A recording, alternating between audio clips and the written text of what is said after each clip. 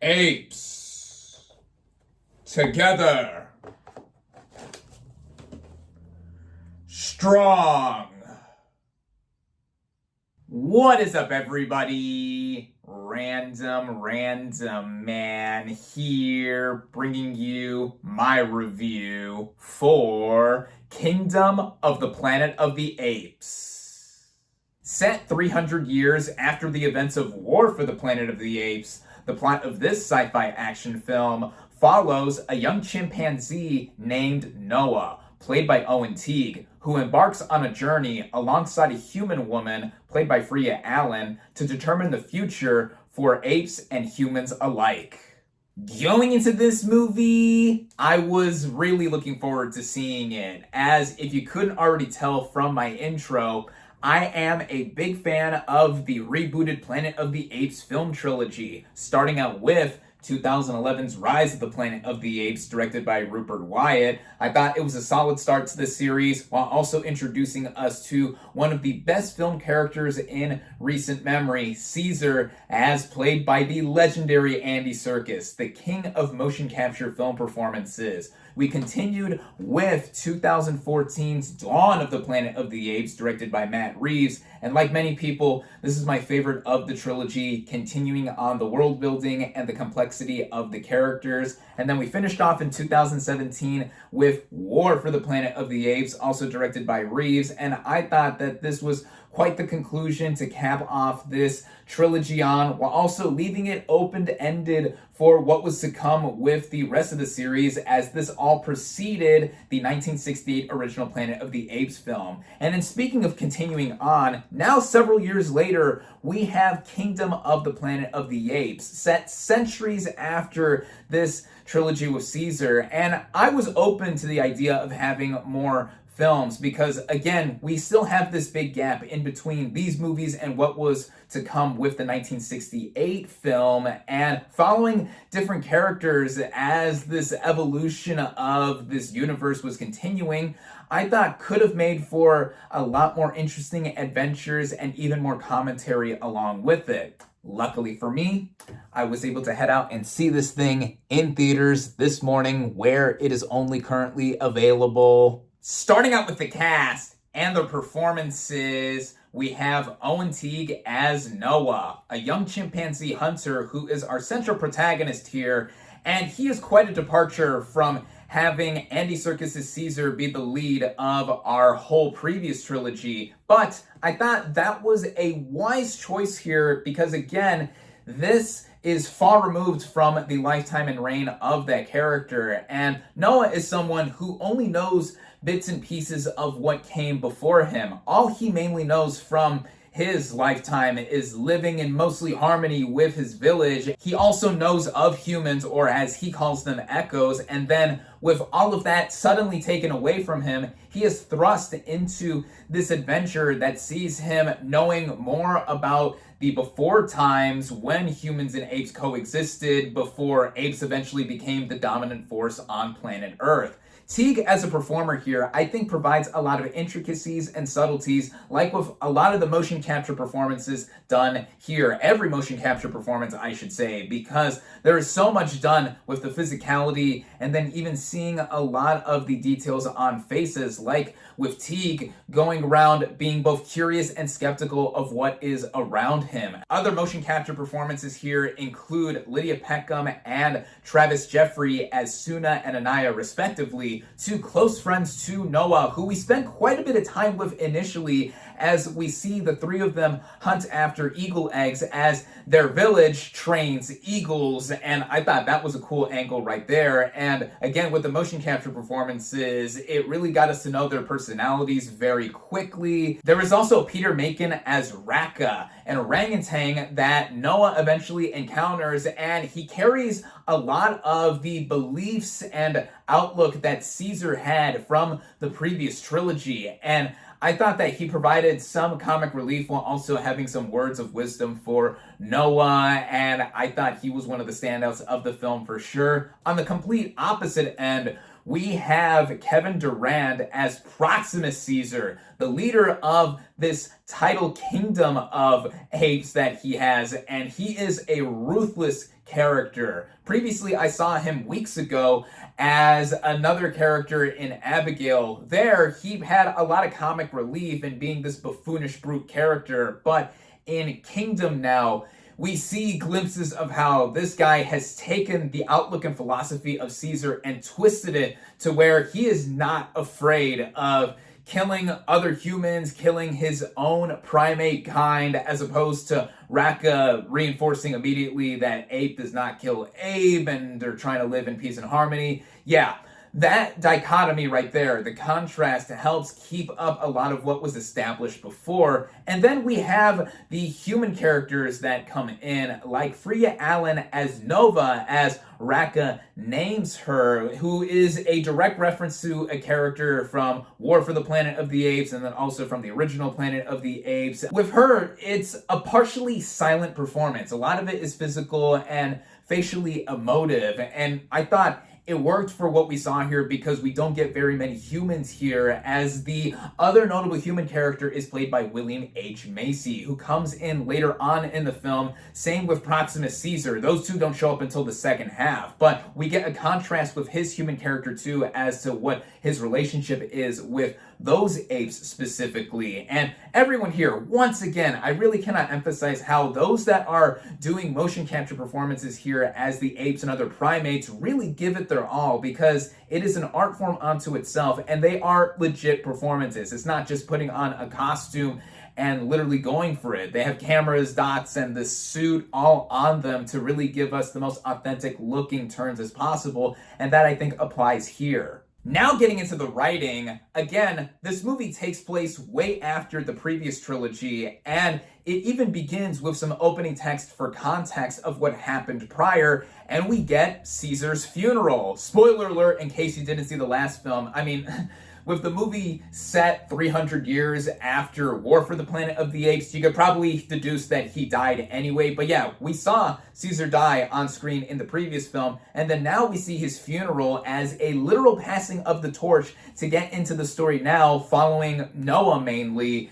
And again, we see him basically go on his day-to-day life as he initially sees it, but then it is all taken away so fast, and that he goes on this journey to hopefully see the remaining clan that were not killed by these savage apes, to have them all be together, while also discovering what happened way prior to his lifetime and just his clan's existence.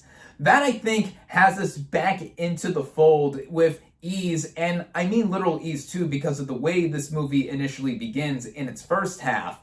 It takes its sweet time to get going because, as I mentioned with some of the performances, we get to know these characters and see what things are like as planet Earth currently is. Then we eventually get into the second half, where the titular kingdom of the Planet of the Apes, led by Proximus Caesar, as he has proclaimed himself to be, is shown, and we get back into the conflict of humans versus apes here, as the entire series has been a thematic commentary on, and I feel that in continuing with it, that brought out a lot of what was so compelling about the previous movies in general, while also going over some old ground. And I wouldn't necessarily say it's retreading, but it does feel like this is the first in what is now going to be another trilogy, which has been an idea that has been thrown around with this movie now existing. But I think that with such a high-profile IP like Planet of the Apes enduring for decades now, and us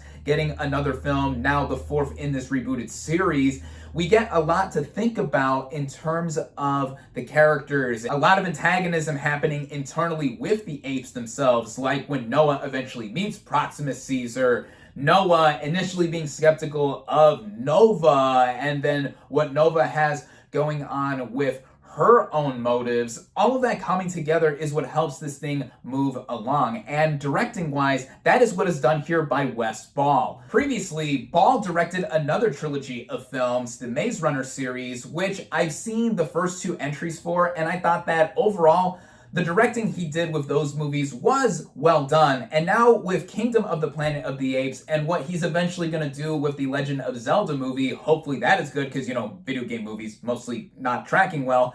I think that he is an inspired choice to carry on the legacy of Planet of the Apes and how the world building is done and how the movie does literally move along. And getting all of that put together with the technical elements, that is where the movie continues to shine with, again, the use of this IP being shown to its fullest potential. First off, the visual effects, of course. The vivid VFX here. It being expressed not only with the motion capture performances, but all of the detailing with the apes as we see them. It's mind-blowing to see that we are now in the year 2024 and they are this lifelike looking, right down to the fur on their bodies, even little details like in an early moment, we have a leaf fall on one of the ape characters and it shoos it away like realistically as a human would, and even down to the spit being shown, as probably a lot of you have seen with Proximus Caesar saying at one point, "What a wonderful day," and then he spits on camera with that.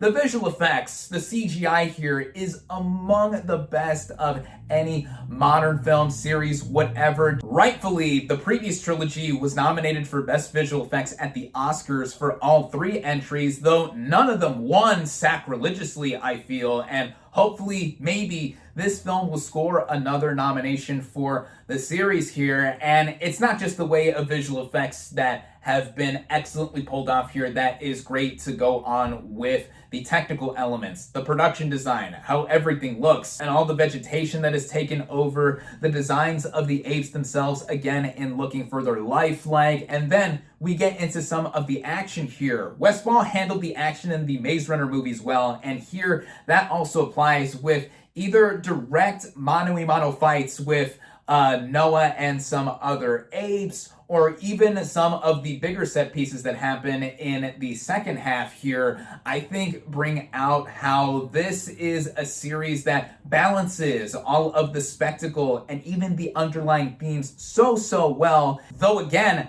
there is not too much brand new here in terms of bringing back what has been done before, just putting it in with a brand new set of characters and a narrative way after what was done with Caesar. And I think for some people that is not going to be as enthralling to view because we already had this grand arc with Caesar in the first place. But I think on its own, this is a standalone sequel to War for the Planet of the Apes. I thought it ended satisfactorily for Noah as a character, and it also leaves it open-ended to where we could see more with these characters in the future. Again, that is the plan if this movie is successful, and we still have a big gap in between this film and the original Planet of the Apes movie, if that is ever going to be connected and followed up on properly.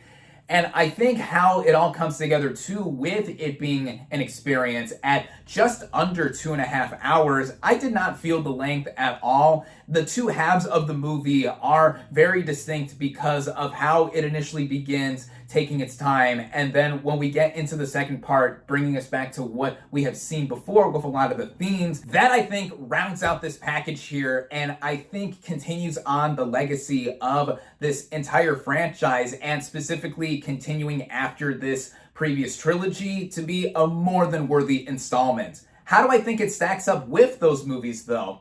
Well, again, this is the first in a planned new trilogy at least. I would say that I don't think it is up to the level of Dawn or War for the Planet of the Apes, but I would compare it favorably to what Rise did, at least for now, because of what it does establishing the groundwork and how this is in terms of scale, execution, all of that put into play here. And with coupling all the technical elements, like how well shot it is, I really like the original score here. There are references to what was done with the other Planet of the Apes movies that fans will want to pick and choose and point out here. all of it coming together under the direction of Wes Ball. This is a film that I definitely recommend seeing, whether you are a fan of the previous trilogy or not, or even if you're just jumping in, just wanting to see a film. You can watch this on its own and not have much trouble following along what is happening in terms of its narrative. Last week we had The Fall Guy be the start of this current summer movie season, and sadly that movie did bomb, and it's like the worst opening for a first weekend in May for a movie, I think, in a couple decades, save for the Rona years we had. For some, I could see this being the real start of the summer movie season, and I hope that people do go out and see it, because this is a film that I really enjoyed. My final verdict for Kingdom of the Planet of the Apes is 4 out of 5 stars.